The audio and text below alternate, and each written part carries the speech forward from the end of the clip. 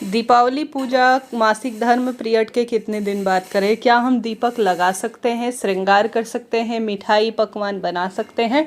ध्यान से सुनिएगा जी, अंत तक बने रहिएगा। कितने दिन बाद हमें पूजा करनी चाहिए दीपावली की, यह सबसे बड़ा प्रश्न आता है। लक्ष्मी पूजन जो कि साल का सबसे बड़ा पूजन है, इस दौरान अगर मासिक धर्म आ जाता है तो मन उदास रहता है, क्योंकि महिला ही है जो एक घर की केंद्र बिंदु होती है, उसी के आसपास हमारा पूरा घर परिवार घूमता है। अगर वही मासिक धर्म से हो जाए तो फिर तो कार्य में थोड़ा बहुत दिक्कत हो ही जाती है। ऐसे में कभी ऐसा मन में ना सोचे कि माँ लक्ष्मी हमसे अप्रसन्न है, वह हमसे पूजा नहीं करवाना चाहती हैं, और साथ के साथ कभी ऐसा मन में ना सोचे कि अब हमारी पूजा बरकत रूप किसी भी स्वरूप में हमारे घर पर स्थिर लक्ष्मी वास नहीं हुआ, ऐसा नहीं है। मासिक धर्म एक सामान्य प्रक्रिया है, वह तो कभी ना कभी किसी न किसी तीज त्योहार पर आना ही है, तो कभी भी मन में गलत धारणा लाना नहीं है। सामान्य चक्र है जो कि आराम से होना ही है। सबसे पहला प्रश्न कि मासिक धर्म के कितने दिन बाद हम दीपावली की पूजा करें और धनतेरस इत्यादि की, भाई दूज इत्यादि की पूजा करें, तो ध्यान से सुनिएगा। मासिक धर्म के 5वें दिन, 4 दिन पूर्ण हो जाने के बाद 5वें दिन से आप पूजन कर सकते हैं, ऐसा शास्त्रों में वर्णित है।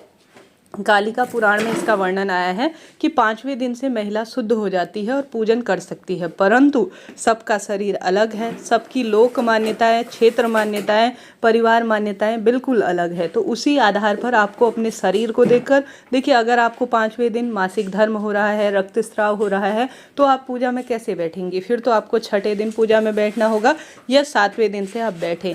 कई कई क्षेत्रों में छठे दिन से परंपरा है, कई क्षेत्रों में 7वें दिन से परंपरा कही गई है। तो ऐसे में आप अपने शरीर, अपनी लोक मान्यता, अपने परिवार की रीति अनुसार पूजा में बैठिए। आप चाहें तो 5वें दिन से बैठ सकती हैं, आप चाहें तो छठे दिन और 7वें दिन से बैठ सकती हैं, कोई दिक्कत की बात नहीं है। परंतु ध्यान रहे, आपको तीसरे दिन भी बाल धोने हैं और 5वें दिनों भी बाल को धोना है। हमेशा 2 दिन बाल धोएं, हमेशा तीसरा दिन और 5वां दिन। भले ही साबुन शैम्पू ना लगाएं, कोई दिक्कत है, कोई दिक्कत नहीं, परंतु आप जो है 2 बार बाल धोएं, तभी आप शुद्ध मानी जाएंगी। बार दोष का कोई महत्व नहीं है, भले ही गुरुवार पड़ जाए, परंतु आपको यह ध्यान रखना है कि मुझे सबसे पहले शुद्ध होना है, क्योंकि माँ लक्ष्मी की बहुत बड़ी पूजा होती है, इसमें शुद्धता का बहुत ध्यान रखा जाता है। तो सबसे पहले तीसरे और 5वें दिन आपको बाल जरूर धोने हैं। कुंवारी लड़की और सुहागिन महिला सभी पर यह बात लागू होती है। ठीक है, यह तो बात हो गई कितने दिन बाद हमें पूजा करनी है। अब प्रश्न आता है कि दीदी क्या हम श्रृंगार कर सकते हैं, मिठाई वगैरह बना सकते हैं, क्या हम सभी जो है दीपक लगा सकते हैं? तो आपको बताते हुए चलूँ कि आप सभी जो है जो पकवान होते हैं जैसे मिठाई इत्यादि, अगर आपके घर परिवार में रसोई में जाने का प्रचलन है, ज़्यादा महत्वता नहीं दी जाती है, तो आप भगवान के लिए जो है नहीं बना सकती हैं आप पकवान जो है 4 दिन तक।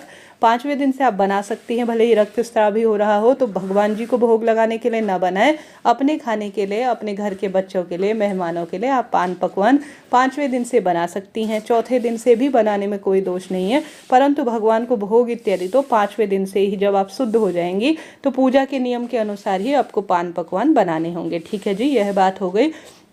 अब अगर आपके घर पर पूजन पाठन की बात करें तो पूजन पाठन कौन और कैसे करेगा?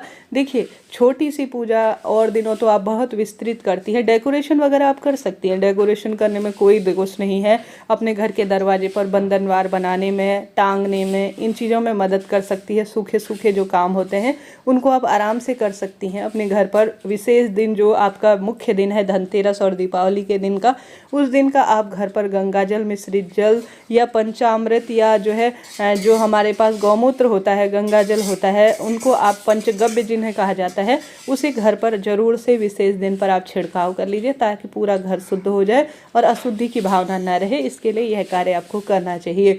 इसके साथ साथ आप सभी जो है जैसे बंधनवार टांगना हो गया घर द्वार पर, बिल्कुल आप बंधनवार इत्यादि अपने घर द्वार पर टांग सकती हैं। साथ ही आप डेकोरेशन भी कर सकती हैं, रंगोली भी बना सकती हैं। यह आप भगवान स्थल को स्पर्श नहीं करें, भगवान की मूर्ति, भोग प्रसाद को आप स्पर्श ना करें 4-5 दिन तक। उसके बाद आप सभी जो है तीसरे, चौथे, 5वें दिन भी आप सभी जो है रंगोली डाल सकती है, अपन बना सकती हैं, इसमें कोई दोष नहीं लगता। ये सूखी सूखी चीज़ें हैं, आप भगवान को स्पर्श नहीं कर रही हैं। सामान्य रूप से आप अन्य कार्य जो आपके घर परिवार पर होते हैं, डेकोरेशन इत्यादि के, वह आप आराम से कर सकती हैं, कोई चिंता टेंशन की बात नहीं है। अब पूजन कैसे करें? देखिए, पूजन की तो मैंने बात बता दी, कितने दिन बाद पूजन किया जाता है, परंतु आप सभी जो है अगर तीसरा ही दिन है, दूसरा ही दिन है, प्रथम ही दिन है, तो ऐसी स्थिति में यह पूजा संभव हो तो आप पहले अपना शरीर देखिए, महिला होने के नाते हम सभी को पता है कि हमारा शरीर बता देता है कि कब मुझे मासिक धर्म होगा, किस स्वरूप में मैं फ्री होंगी, या हम सभी डेट याद करते ही हैं सामान्य रूप से। उस आधार पर आप एक नियम बांध लीजिए, आप मन में सोच लीजिए कि इस बार दिवाली में शायद मुझे इस दिन तक मासिक धर्म आ जाएगा। उसी अनुसार अपने घर पर जो व्यवस्था है पूजन पाठन की, देखिए सब जानते हैं, पुरुष हो बच्चे बड़े हों, उन्हें आप बताते हैं तो वह सारी चीज़ें जानते हैं। ऐसी स्थिति में आप कोशिश करें अपने घर पर एक पंडित जी को आमंत्रित कर लीजिए। मुख्य दिन की पूजा पति, बच्चे, पंडित जी, सास ससुर अगर वह कर लेंगे तो बहुत ही बढ़िया और शुभ रहेगा। अगर ऐसी स्थिति है कि पंडित जी नहीं आ सकते हैं, आपके पति आपके साथ हैं, आपके घर पर कोई भी है, तो वह जो है छोटी सी पूजा, ज़्यादा बड़े विस्तृत रूप से नहीं हो पाती है, कोई दिक्कत नहीं, संक्षिप्त रूप से आप पूजन कर सकते हैं। जैसे कि आप सभी सुंदर भाव सच्चे मन से सरलतम तरीके से सिर्फ दीपक, जैसे तुलसी में दीपदान हो गया, घर के मंदिर में दीपदान, घर की रसोई में दीपदान और अन्य स्थानों पर जो दीपदान है वह अपने पति या बच्चों के हाथ से करवा लेते हैं तो बहुत ही शुभ और श्रेष्ठ परिणाम होता है। देखिए सबके घरों में जगमग रोशनी होगी और आपके घर पर दिए नहीं जल रहे होंगे तो यह ठीक नहीं माना जाएगा। अगर बच्चे और पति करने योग्य हैं, थोड़ा सा ही सही अगर वह पूजन कर लेते हैं, मिठाई सिंघाड़े का भोग लगाकर, खील बताशे इत्यादि का भोग लगाकर आपकी छोटी सी पूजा संपन्न वह कर लेते हैं तो यह लाख गुना फल देने वाला होगा और बहुत शुभ माना जाएगा।